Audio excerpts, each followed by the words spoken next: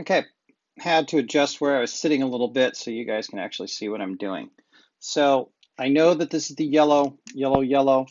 I remembered what it was, is it actually takes the AC power and makes it DC power, so it's actually got a diode in there to make the AC into DC, since these run on DC.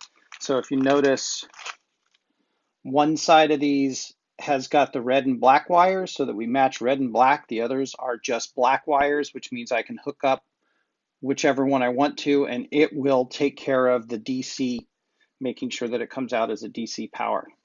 Okay.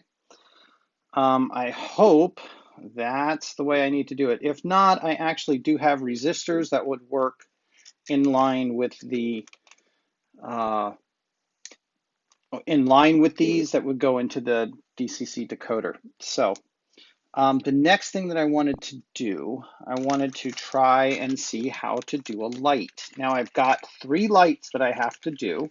I actually have 4 of these white lights, but one of the white lights I think might actually just go into the cab as an operating light to make it look like you know, somebody's in there and they're operating when they need it. Now the nice thing is, I don't know if you guys can see, we're gonna go in there. These are really, really tiny. Now, I have gone through and drilled a hole already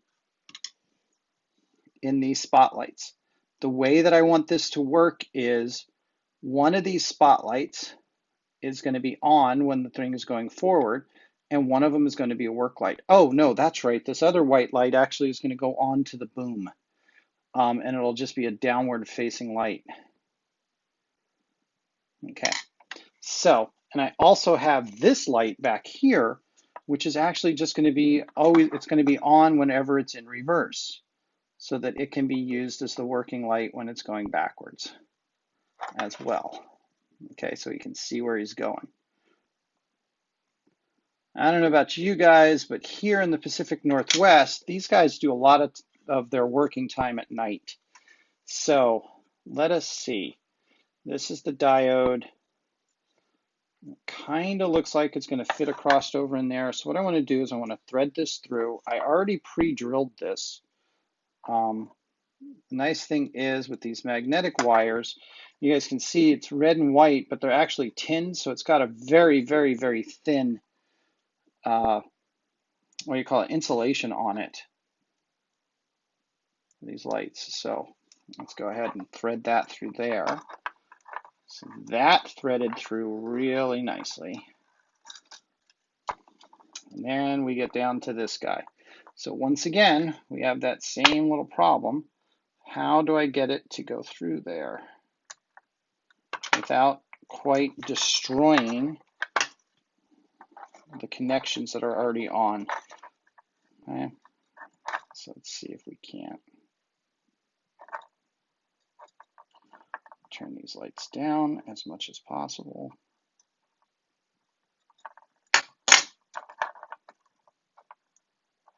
Okay. So now we got it sitting there. Now the question is how does it emit, and how do I want to stick it so that it emits? And hopefully I have not broken the solders. And I did. So when I did that, one of the solders got off. So that could be problematic. I'm going to have to re-solder one of those on there, which is what I was hoping not to do. Okay, so there's the one side. There's the other side. It looks like I just soldered them as a chip to the end. I'm just gonna make sure I don't. There's too much. Uh-oh. I may have actually broken the diode itself.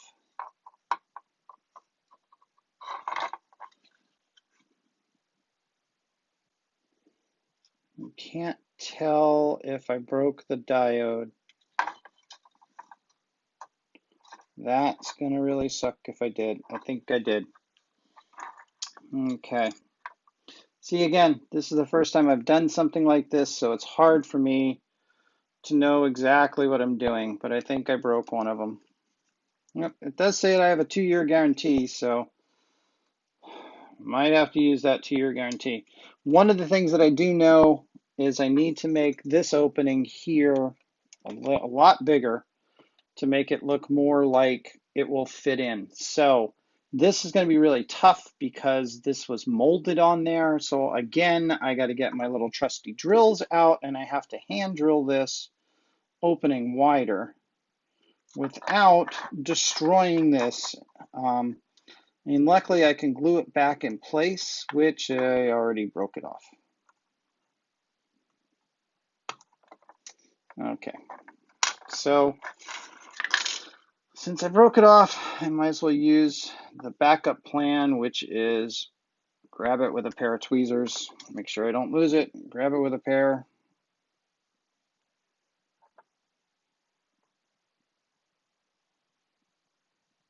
of pliers. Let's see if I can't make that opening bigger.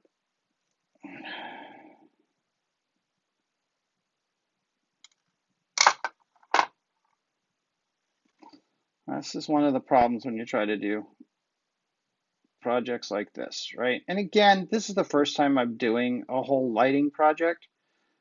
So I thought I'd see what it's like. I mean, it's just putting lights together, right?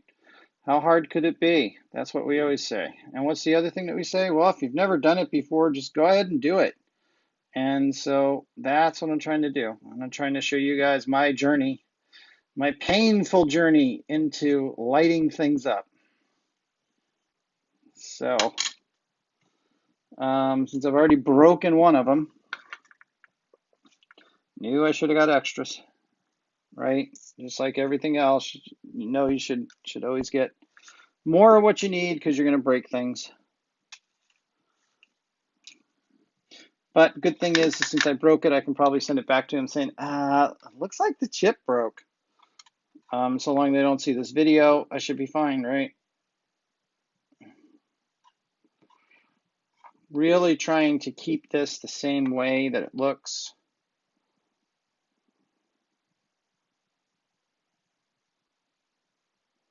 You know, because it'd be nice to have the spotlight look like a spotlight.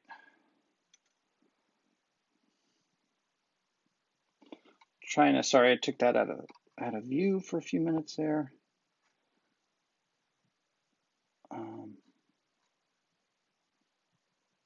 Think I can get it. That's kind of not bad in there, as Roy would say. I could switch it upside down while I've got it this way and glue it in place that way. Because that way it's a little bit high. If I turn it all the way, come on. I know it's kind of hard to see, but I'm turning it so that more of it is down towards the bottom. Wow, this is a pain.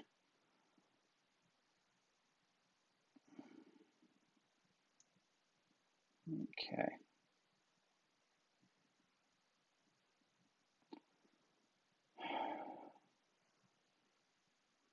So no matter what I do, It'd be really hard to get it to sit down, I think, in there.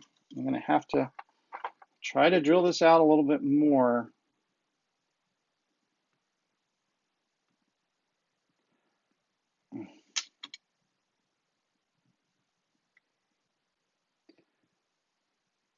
Things we do for you guys on YouTube, right? Okay. Yep, there's a lot of quiet times in this video just because I'm working. This might become a long video, but I think I'll probably go and edit some of it so that you guys don't have to see all of it, or at least fast forward through some of the areas.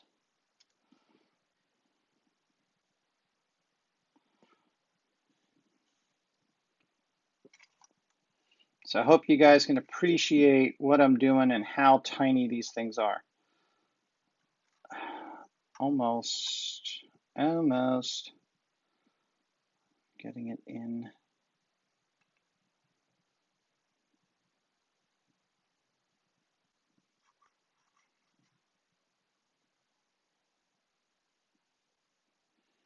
Wow. Almost might be worth it for me to make this out of styrene. Oh, no, that kind of fits. Looks like that'll kind of fit there. If I just get it, set it in the correct angle, and we'll glue it in place. All right, so I've got some Eileen's glue. We're going to glue this in place, and then we'll glue it back onto the model a little bit later.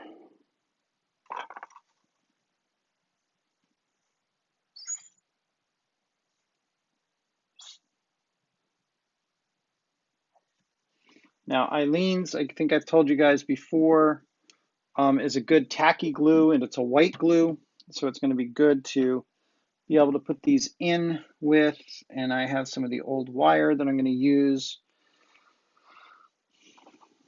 to put this in. So this did not work exactly the way that I wanted to, but we're going to go with it and see what all happens.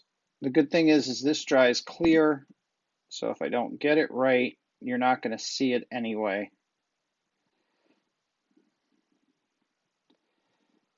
Oh.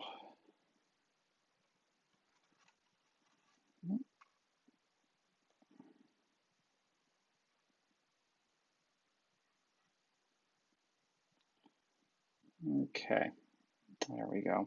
I got it in there in the position that I want it to be in. We're going to let this dry and see what happens and try to thread this through. Okay.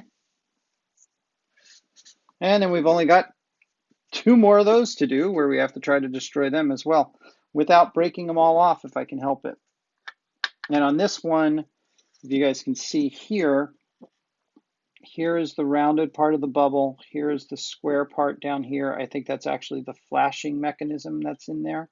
So we'll just paint that silver, and it'll look like it's a rotating beacon on top of a, the dimmer switch. Now the red ones, funny or not, are not going to go in there. We're just going to glue them into the back, and then they'll just shine through on this side. So that'll make that a little bit easier. We may just have to make these holes just a little bit bigger so that the lights will actually shine through there. And then we'll just put them on the bottom on the back of the hole, and that'll be that. So I'm going to let that dry. I'll come back and I'll show you what I did. Basically, that's what I'm going to do for all of them, and we'll put them all through. Okay? All right, so that's part 2 in this series. You can see this has been turning out to be a really fun project. The nice thing is I have a whole bunch of items that I have to paint that I can set up my paint booth and start painting some stuff and get some things done. It's taking a long time, but I'm hoping that it's all going to be worth it in the end. So, all right, thanks for watching. If you like this, hit the like button, subscribe, make a comment if you like, and all that kind of stuff. There'll be another part to follow this one. So again, this is Steve87 saying thanks for watching.